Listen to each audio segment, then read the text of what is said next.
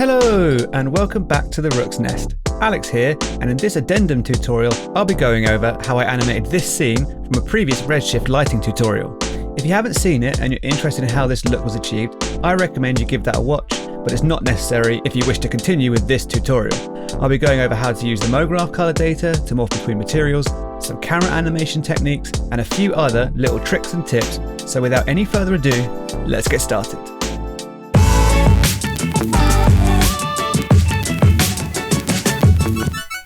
So here we are inside Cinema. Let's first start off with the Mograph stuff, because I'm assuming that's the main reason people are here in the first place. What we're going to be doing is using our user color data to get the Mograph color data, and then use that to blend between two materials. So first let's start with creating our Mograph animation. So let's just get our camera in a better position, like so. Now I've put my objects here in a fracture object. So they're just four shapes in a fracture, and I've also given them slight offsets in their height, just so they weren't all in exactly the same position. And what we want to do is I want this to fall down here and for them to become exactly at the same height in the Y space, so flat perfectly, so no longer disjointed like this. And the way we're going to do that is first I'm going to do a little thing where I'm going to apply if you come down to rigging and protection tag, put this at the end, and I'm going to lock everything except the Y position, so that it can't move around, but it can go up and down, but it can't go left, right, it can't rotate, which will make sense. The reason why I've done that will make sense in a sec. And I'm just going to control drag them on, so this apply to all of them. Then we're going to come up to Mograph effector, and we're going to add a plane effector. Now, I didn't have my fracture object selected, so it didn't come in. So let's just pop that into there. Now, our objects are way up there, as you can see up here. But what we're going to do is we're going to bring those down. So if we come to our plane effector, let's for now just set this to 0. Now I'm going to be using the Y position of this plane effector to determine where these blocks end up. So I'm going to take it from transform mode to relative to absolute, and the transform space I'm going to change it to our effector. And as you can see now, it's jumped to the effector. So if I move this effector up and down, it's following it. See? So if we just put it in a final position, say there, oh, a bit jittery, like so. And if you want to offset it slightly, you can do this and it will move up and down, but let's just leave it at 0 for now. So it's going to the 0, 0, 0 in relation to our effector. So that's why I locked on here. You see, if I turn this off, they'll all start to jump into the middle, which we'll undo that. Now let's give our plane effector a little fall off. So if we come to our fall off tab, and let's just add a linear field. Now I'm going to be falling off along the Z axis here. So let's change the direction with linear field selected. Let's change this direction to Z plus. There you go. So if we move this, let's deselect the linear field. Let's just move the plane effector as a whole along the Z. There we go. So it's moving up and down. And in fact, I want to come from this direction and I want it to drop. So if I'm going to fix that, I need to come to my linear field and change it from Z plus to Z negative, so it's going the other way. Also, if we zoom out, it's a bit too, can you see this?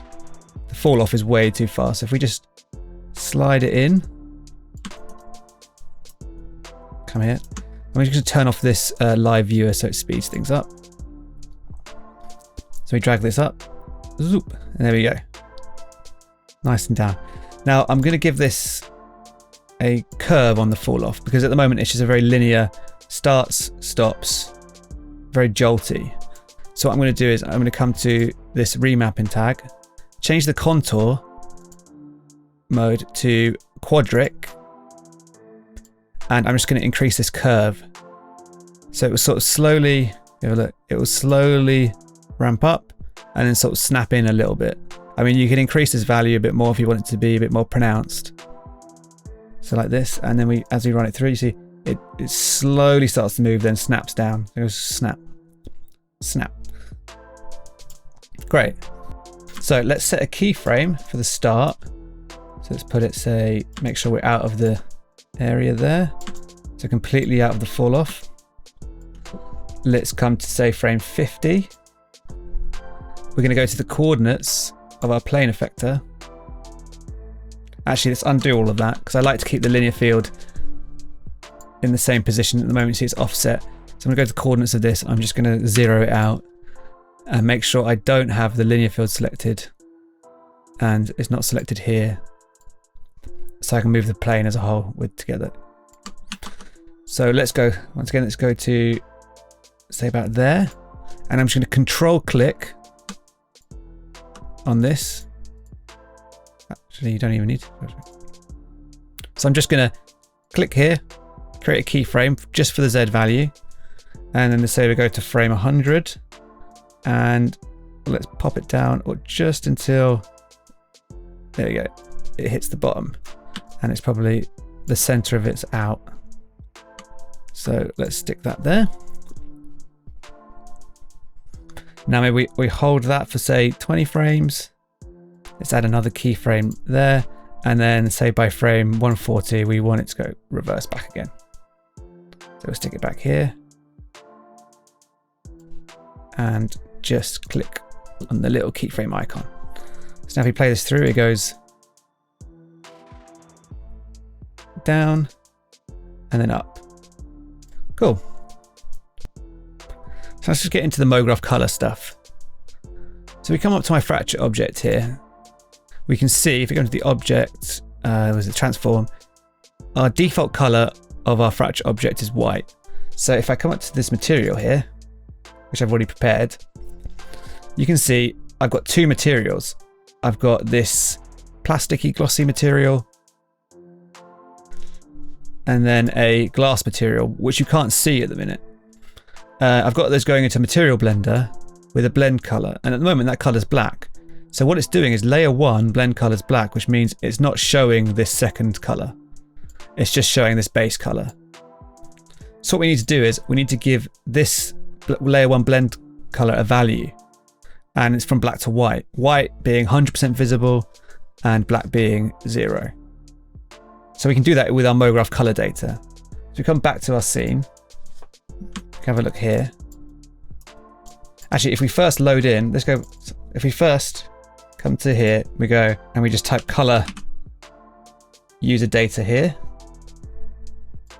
Drop that in, and let's just put it straight out onto our surface and press play. And here we should see, there it goes, black. Because we haven't set an attribute name. So we come here, drop down, come to Mograph, to object and object color, and it switches to white, which is reflected in our fracture object here. But we want it to start off black because what our starting material going into a base color is the glossy, and then we want to turn it into the refractive material. So let's change that now. Let's go to fracture, change this color, just drag this all the way down to black. And now by default, it should be 100%. Now that hasn't gone 100% black, and I think that's because there's a little bug. There we go. So we come back to the viewport and it's fixed it. So now we've got this 100% black Mograph color data. Now what we're going to do is we're going to come to our plane effector, come to the parameters tab, select the color mode and choose custom color, and we set it to white. So by default it'll go to white, and our blending mode is default, so it should just override the fracture object's color. So now if we scrub through, should see it changed. It hasn't changed in the viewport, but it's changed in our renderer here. So now if we go back into our material, we take this color user data and just pipe it straight into layer 1 blend color. And let's go back to this output, this material blender back in here. And there we go. See, we've morphed into our refractive material. Let's come back to our viewport.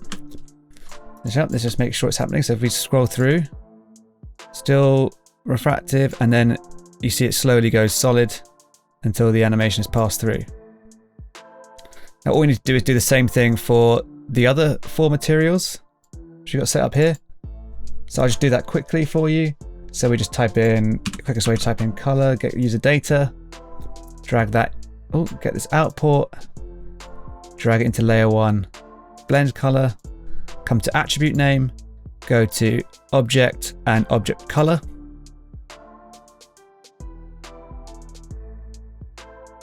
So there we go. You've got our nice materials blending from one to the other. I'm also to this animation quickly, just to this fracture object. I'm going to add a Mograph effector, and that one I'm just going to add in a delay and just have it set to blend, just so that when it finally snaps in, down here, let's have a look. If I press play, let's pause this. You press play, when we get to like frame 50, it will drop down, and you'll see it just deaccelerates at the end there a little bit. You see it goes, and then it, as it just hits, it slows. So that's us using the Mograph Color Data to drive this blending between materials. Now let's move on to animating the lights quickly, because I did that a little bit just to give it a bit more life. And the way I did that is really simple. So I just had my lights all within this one null. As you can see, just set the origin at 0. It'd be helpful if we see this in the viewer. So right, let's start animating our lights. First, let's grab this light. So as you can see, I've stuck them all in a null object here. And all I'm going to be doing is rotating them around this H value. So if we come back to the start, let's give it a 0. And let's have it slowly moving, maybe over about 55 frames. So let's grab our rotate tool. As you can see in the viewport, we're just rotating it around that axis. We give it 12, at a keyframe. Then we're going to come in a bit more. So maybe we speed that up for a second. Or slow it down. Let's just pop it in like so. And then maybe just for these 20 frames, we go a bit further around. There we go. And then we come back out again. And let's put that back to 0. So our lighting does this. It moves across the object.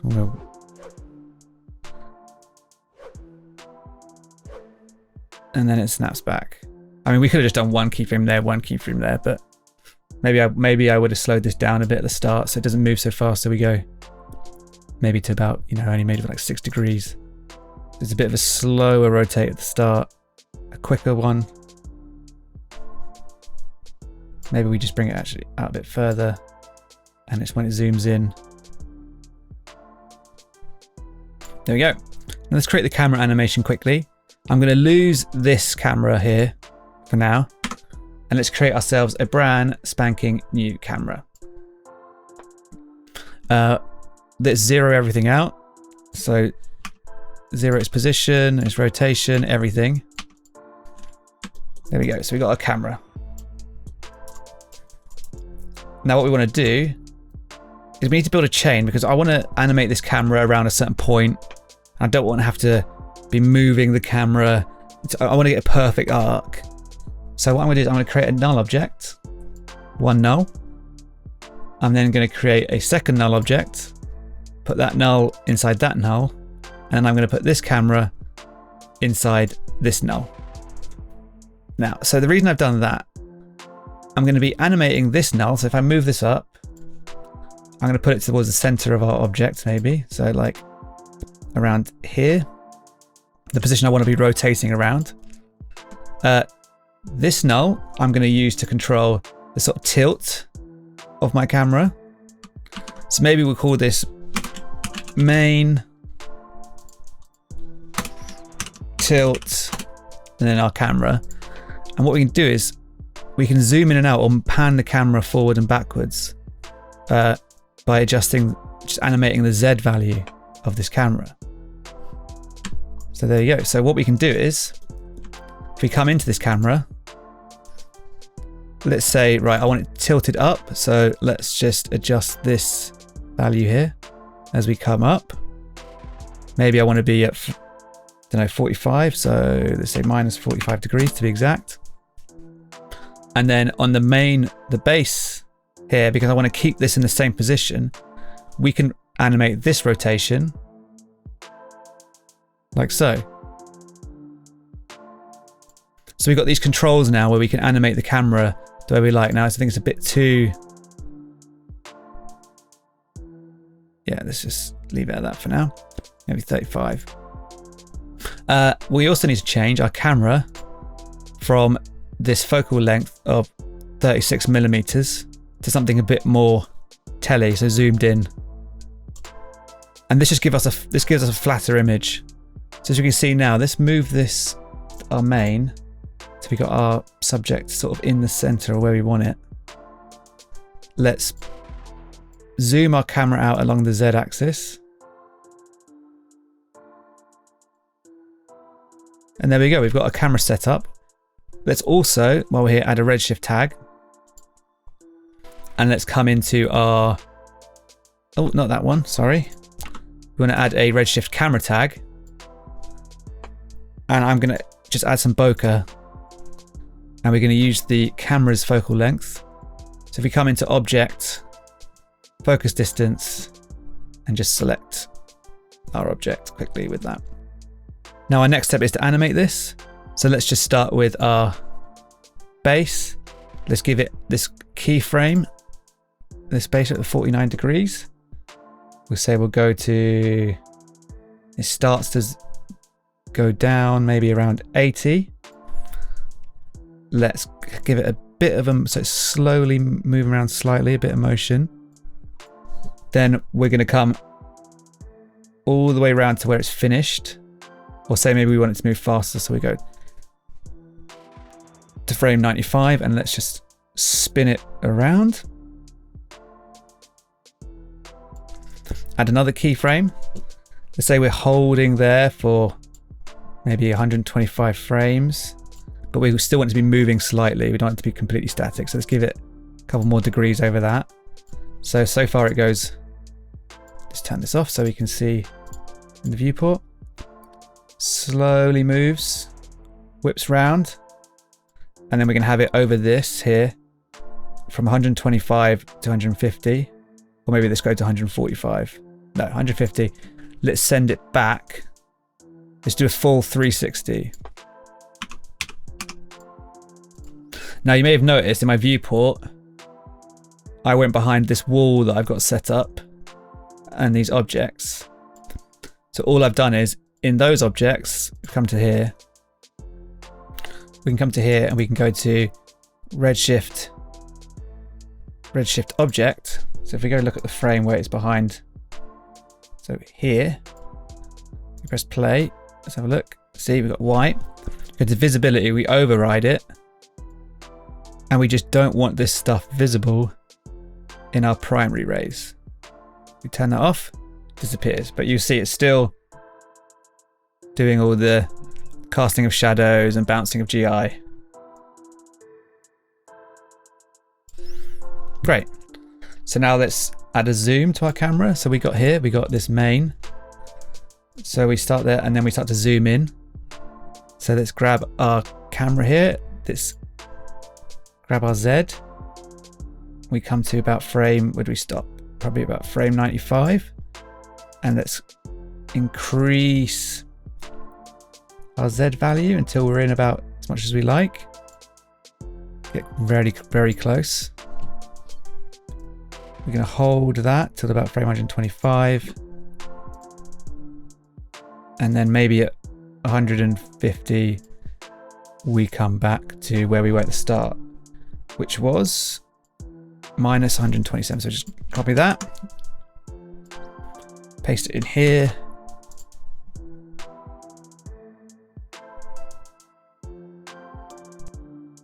Oh, I've just noticed a mistake as well. In our rotation, we came to 360, but we start at 49. So we need to go to 409. Then we're exactly where we started, because we started at 49 degrees, and then 360 plus 49 is 409. So we go round. Done. Now what we need to do as we see at the moment, our camera isn't quite focused on the object as well. We miss it. We're not in the right spot. So what we do is we start here. We grab our main, which is the thing we're controlling the focus of our object, or the object we're spinning around. And let's just shift it in our X and Z values. So here we go, and we're going to want to be maybe here like this, here. In fact, we could probably do the Y value as well. So let's go back to there. Lift it up a bit, make it easier on ourselves. Oh, I didn't set the keyframe. So let's lift it up. Bring it down here.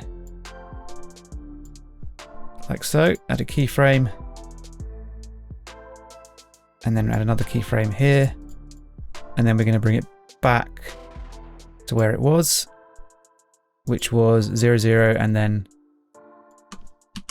9, 5, 2, 7. So we'll copy that in there. Paste that. 0, 0. Dun, dun. So nearly there.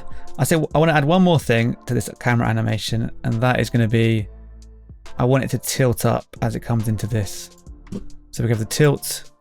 Minus 35, we come in here, and maybe we want to just angle it like so. Boom. And then as we come out, we go back to minus 35. There we go. So we got this looping camera animation. Into that. Out. Perfect. The only thing left to do now is to animate the focal distance, obviously, because we're zooming in and out. So I can do that quickly just to show you how to do that. So here the focus distance is fine. Come to a camera object. It's a focal distance, so let's record that. Let's pop it into our final position. Grab this. Click on our objects corner there. Add another keyframe. Then let's add a keyframe here. And then back out. And in fact, we can just pick our center here. It goes back to focusing at 43 centimeters. Stays there. Voila. There you have it. Well, thanks again for watching. It got a bit slow towards the end there, but hopefully there was some stuff in there that you'll find useful. If you like the video, please subscribe, give it the thumbs up. And if you've got any questions or suggestions, feel free to leave a comment. I will get back to you. And the project files for this scene are available on our Patreon. The link is in the description. Once again, it's been a pleasure. Thanks for watching. Bye.